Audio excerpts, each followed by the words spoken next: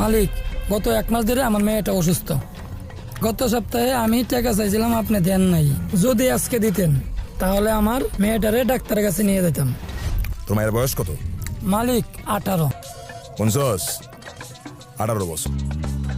ওর লাগবে অন্য কিছু। তুই একটা কাজ কর, তোর মায়ের তুই আমার কাছে রেখে দিয়েছ। টাকা দিয়ে কি করবি? ওর যা লাগবো সব আমি দেবো। ওর সবকিছু দেওয়ার দায়িত্ব, সুস্থ করার দায়িত্ব আমার।